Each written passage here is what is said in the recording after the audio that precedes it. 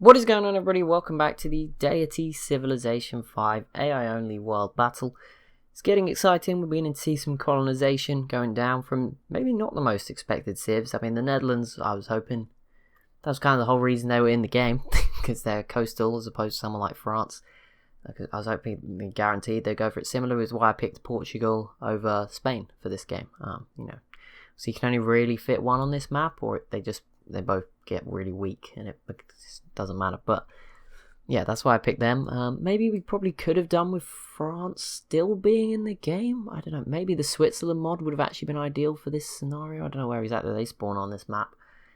Not too close to the Netherlands, or I don't know if someone in southern France exists. If I am to do... Actually, I won't say anything. I was going to say if I was going to do a Let's Play, which I'm not 100% certain. And by now you would know anyway. But yeah, I probably would put one more civ in here. Just to balance out the Netherlands. They seem to be doing really well. In the alternate one as well, just by default. And that's probably the most default. Like Russia, the alternate one did prove that Russia was not destined to win this game. Like Russia is not doing so well in that one. Whereas the Netherlands are again doing almost identical to this in the other one. So there you go. And there you go, the Jar completes the Uffizi Wonder, which is to do with one of the... Someone left a fantastic comment on one of the episodes. I don't know which episode it was. Let me see if I can find it. There was a fantastic comment. I recommend a lot of people go check it out on one of the earlier episodes. I'll check now because it was such a good comment. Sadly, the problem is it was top of my list because I wanted to read it all before responding. But then obviously as soon as I responded, it disappeared off the list. So I don't actually know which episode it was on. So let me try scroll and find that quickly. Because I think, as you may have noticed, I started showing the social policies. I've never done that before. Someone recommended I do it, and then they left me an absolutely fantastic comment. And it was on, which episode is this? I found it. It is on, I think, episode 3 by the look of it. It doesn't actually say, but it's under another one for episode 3, so I assume that is episode 3. I can check. Here we go, videos. There's not too much going on here, so it's all good. Nothing major going on. Only 4 episodes have gone out, and I'm recording episode 9. Plus there's an Info Addict episode, which is basically 10. So I'm miles ahead on this, apparently. Although, the day I'm recording this, I know there's a double episode coming out, which I'm sure you'd have all appreciated. Here we go, let me just check. Yes, so if you go to episode 3, there is an amazing comment. I'm sure you'll be able to spot which one. There's about 5, but it's the really long one.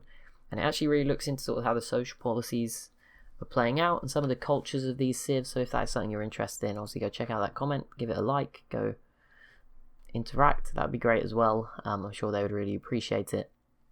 It was an amazing comment. Like a lot of information about what the social policy mixtures actually mean for some of these civs.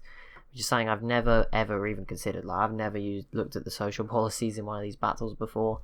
I'll be the first one to admit until the ideologies. But obviously this time I've done it, and for someone to produce something like that, I'm very, very fortunate, very thankful, and yeah, really adds an extra level of detail to the game. So obviously that's probably about a week old now, but just thought I'd throw that in by the time it gets to you now. So maybe go back to episode 3, check out that comment, show it some love. Be much appreciated. Beyond that, what is going on? China has peaced out with the Jar. Okay, fair enough. China will still be sticking around. Is there any more settlers from Great Britain? There's plenty of Dutch boats. That is terrifying. Just see what's going on around here. Not too much. Is there anyone? No. Portugal. Egypt is about to arrive in northern South America, and they have another settler towards the middle. Looks like the rest of it is pretty... Oh no, Rhodesia now has their second settler, and the Congo have a third. So the race for South America has begun, particularly for 3 African civs. The Songhai could be a bit of a loss here. They probably don't even know it exists, which could be a blow to them, although they could squeeze out. They might be one of the big losers here. Also Nigeria, I thought, were one of the first to find it. They've obviously decided against it for now, but it's a bit disappointing. They've not had some more success. We've got another Indian settler. This one looks like it's going straight for Australia, which is a bit more exciting. Got some other settlers, Persia, India out here in Hawaii, all discovering all this land. Japan now in California. Portugal has now uncovered almost all of the New World with this scout. It was down in Mexico. I don't know if it's the same one. It might be a different one, but it looks like it's the same one. They've got more heading south now. Mali are here, the Jar are here, Britain are all the way around to the west coast and have another scout deep into the middle. So yeah, I'm expecting a lot of colonizing in the next 50, 100 turns. It is going to be exciting. Now, luckily, some of the biggest civs in the world don't actually have access to colonizing. I mean, the Jar will have some. Definitely, we've seen them in Indonesia. Russia's not going to have any sort of opportunity to do that. The Netherlands will, but it seems like they're pretty against it at the moment. They know it's all there. They're not too bothered. Egypt again, probably. I mean, actually, Egypt. I say that they're about to land in South America, but Egypt will be very disconnected. Like the Congo, it's kind of like if this was Pangaea, it would actually be connected, quite nicely. But so this isn't Pangaea. This is the Earth today. So it's not so connected. But yeah, you can see how like the Congo, this could be pretty useful having stuff on either side. Whereas Egypt is literally just a random colony in South America. It's really far away. They're not going to be able to do too much to control it. It's going to be kind of awkward. Again, Great Britain, it's kind of, you can understand that. In the Netherlands, it works. Rhodesia as well. It's just across the ocean. It's, a few turns. Pretty useful. But for Egypt, it's a bit more random. So again, that's not too bad. Other powerhouse civs in the world, I don't know. India's doing pretty good. I guess they're colonizing, but that was kind of the norm for them. Like, that was how they were going to be powerful. It's not making them OP or anything. India's never really... They've always tend to end up with just India, but they don't tend to get more. I know there's other civs that are recommended. I know, is it the Harappa? It's one I've used before, and people recommend a lot. They spawn, I think, around here. But I'd then probably have to remove Persia, and then again, it's just a similar scenario. Because obviously Persia sucks a lot of the time, and then Parthia is another one up this way that could replace Persia, I guess, in theory. Maybe I'll try that, but then Parthia tends to be linked to games that break. Not want to blame them, but I think they were in the last one, and that broke. So maybe it's an issue. Rhodesia has adopted order, so the African civ's going for order and communism across Rhodesia and Egypt, whereas it is autocratic regimes in sort of northern Asia. I guess Russia's basically part of Asia at this point. A few cities in Europe, but most of Russia's now in Asia. And the Jar as well. So I wonder if the European civs would go freedom. That'd be a pretty cool divide. I doubt it. I wonder if the Netherlands could go freedom. We have not used them enough, so maybe there is a good chance the Dutch would go freedom. I don't know. But potentially, that could happen. Okay, a few peace deals for the Huns, but then some wars in their place. I mean, Russia's the only one, the Huns, and Persia, I guess, is kind of bad. Okay, yeah, Persia should kill them here, in theory. Because I was going to say the city's hard to get to, but the Huns took it, like, 100 turns ago. And Persia took it back a few times, so they could clearly do it with worse units, and now Persia heavily outnumbers them with much better units. So this should be a pretty quick elimination, and Persia will restore some of their territory, which I'm sure they've wanted to do for a while. Egypt, have you put those settlers down yet? No, they're both they're not even going to be coastal, they're just pushing deep into the rainforest. Of course, no one's really got a military out here. Rhodesia has a few pikemen to look out for, but yeah, they're not even, getting super aggressive. They now have their next settler arriving. They're probably going to get the Chiro de Potosi wonder. El Dorado might just go to Egypt in a second. Congo's third settler is now arriving as well.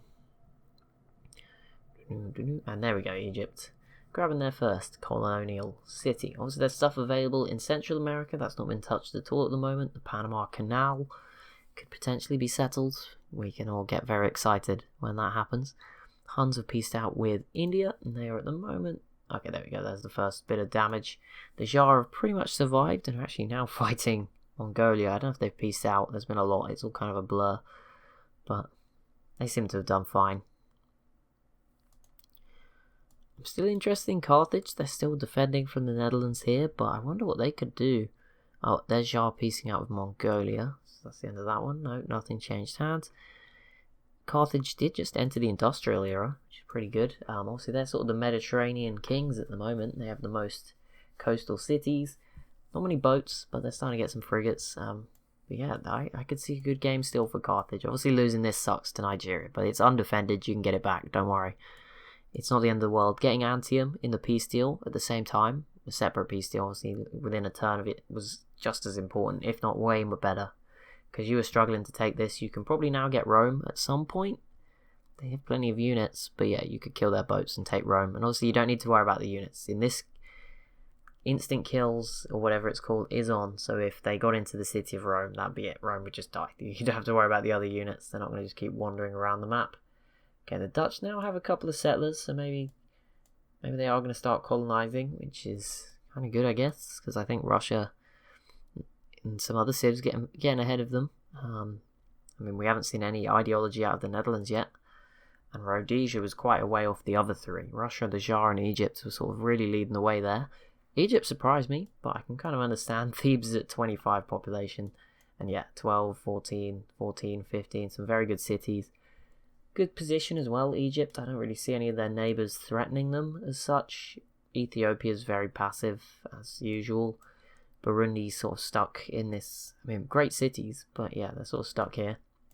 Congo, maybe? But again, they're probably scared of Rhodesia. Nigeria, I don't know. They're a bit spread out at the moment, and the Songhai's not really a border. So, and then again, Byzantium, a bit awkward over the sea. Same for Greece. Egypt's got better boats anyway. Carthage, I mean, again, I'd probably fancy Egypt just with the naval power of Egypt at the moment. So yeah, I think Egypt's a pretty good spot. They can do what they want. And what just happened? Rabat has been conquered. Oh, there we go. The Songhai do grab a coastal city off Mali. That might give them an opportunity to colonize. I don't know how much of the New World they're aware of. They haven't had any coastal cities. They could have maybe sent a scout out, but even that might be unlikely. If you don't expect there to be anything, why would you even bother? Kind of approach. But yeah, we should see Fez fall. Nigeria is here and looks like they're probably going to get it, but hopefully the Songhai get it for the borders. We'll have Nigeria just popping up all over in separate little blobs around the Songhai. China's pieced out with Mongolia. Where are those other settlers? This one's heading deep into the rainforest. Rhodesia's is here as well. Probably going to head a bit further north. We'll see where they end up. I'm sure they're going to be fighting over all this. It's going to bring a lot of wars. It's kind of cool. If they're next to each other in the old world and the new world, that's always good fun. It means there's going to be wars in two separate places. It's quite an important thing. Right, India is aware of the new world. It doesn't look like they're heading this way, but the Shah is going to have a city over here now. Japan still hasn't, which is kind of disappointing. And in fact, they're getting invaded at the moment. The Shah are putting on an incredible display. They are holding off Russia. We're fighting China and Mongolia. I think they're not at war with Korea anymore. That seems to have ended, but now it looks like open borders. And there we go. Attila is eliminated by Persia. That was kind of expected. And Russia completes the porcelain tower. Nice wonder for them to complete up over in Moscow. I wonder if Poland could like sneak a unit out. Also, Russia has artillery. Bear that in mind. That's a pretty good unit to have that I haven't seen anyone else get just yet. Poland does have a chance, I guess, if they could somehow get open borders. Maybe they could get a new life in the new world. That'd be nice to see. I won't get my hopes up. Oh, another new Mongolian city. Again, we've already seen that name, but it got destroyed by the Shah. There we go, Mongolia. Mounting a bit of a comeback in the north. Appreciate that. Right, the Shah, where are they going to head? I don't know where they're going to go. I don't know where that Indian settler is either. Oh, it is now in Australia, so it's probably going to settle somewhere. Can you settle on an oasis? I have no idea. We'll find out. Or we won't. Oh, Siam with 2 quick island grabs here as well. So lots of civs getting some new territory, some new opportunities. Great, good to see. We want as many different civs as possible doing it. There's not many who are going to be completely unable to. In Europe, Rome, I mean Rome's rubbish anyway, so it doesn't matter. I pick them and jinx them. Carthage, I think Carthage it's not too difficult. I don't think open borders with Morocco is an impossibility. Might be unlikely, I don't know. But, you know, with one of these nations and you could get through. Rome, it's unlikely. Greece is pretty unlikely again, unless they get quite a few open borders. Byzantium is, fairly unlikely unless they fight their way through the rest of the Arabian Peninsula, then do it. Persia's very unlikely. Russia and Poland and Germany, again, probably not too likely. Germany might get open borders with the Netherlands, but probably not. In Africa, I think they're all pretty capable of doing it at this point, even Morocco.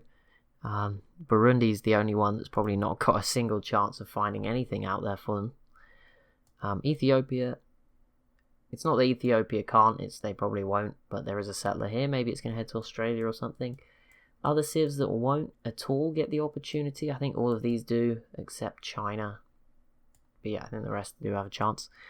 But that'll be it for this episode. So as always, if you have enjoyed, be sure to leave a like and a comment down below. Be sure to subscribe as well if you're new to the channel. Thank you so much for watching, and I'll see you in the next one.